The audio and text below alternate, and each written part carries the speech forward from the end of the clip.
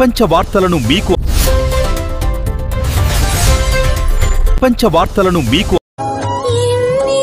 LS9 Janata news స్వాగతం.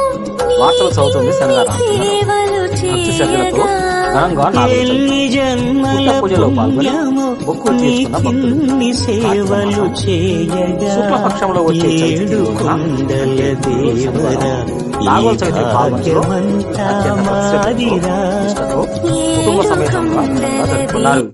తెల్లవారుజాము నుండి భక్తులు స్వయంభూగా వెలిసిన జెన్కో కాలనీ గణేష్ టెంపుల్ ఎదురుగా గల పుట్ట, మహాలక్ష్మి అమ్మవారి ఎదురుగా గల పుట్టలో భక్తులు పుట్ట మీద ముందుగా పసుపు నీళ్లను చల్లి బియ్యపిండి, పసుపు, కుంకుమను పుట్ట మీద చల్లి పుట్ట కింద భాగాన్ని పూలతో అలంకరించి బియ్యపిండితో ముగ్గు వేసి పుట్ట పూజ చేసిన అనంతరం పుట్టలో ఆవు పాలు పోశారు. గుడ్లను సమర్పించారు. చలిమిడి, చిమ్మిలు నైవేద్యంగా పెట్టారు. ముఖ్యంగా మన తెలుగువారు ఎక్కువగా నాగోల్ చవితి చేయడానికి కారణం తెలుగువారు నాగజాతికి చెందిన వారుగా కొన్ని పురాణ కథలు చెబుతున్నాయి. ఈ నాగోల్ చవితి పర్వదినాన్ని సర్పదోషాలు, సర్ప పాపాలు, రాహుకేతు దోషాలు తొలగిపోతాయని భక్తుల నమ్మకం. పుట్టలో పాలు పోస్తే సంతానం లేని వారి సంతానం కలుగుతుందని భక్తుల విశ్వాసం. నాగోల్ చవితి సందర్భంగా పాల్గొనలో భక్తులతో పుట్టతో కూడుకున్న ఆలయాలు కిటకిటలాడాయి.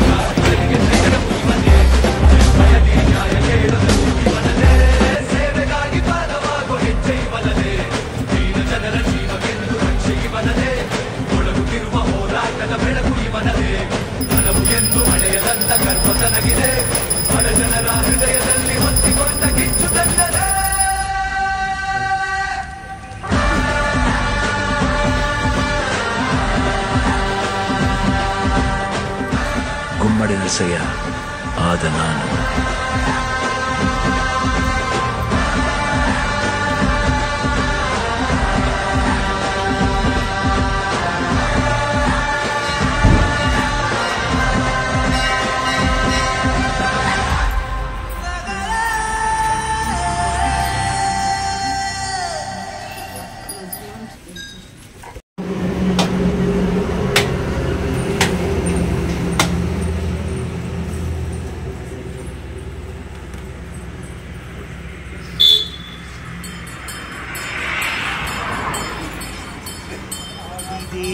నమస్తుభ్యం ప్రసీద మమ భాస్కర దివాకర నమస్తుభ్యం ప్రభాకర నమోస్తుతే సప్తాశ్వరథమారూఢం ప్రచండం కశ్యపాత్మజం శ్వేతపద్మధరం దేవం తం సూర్యం.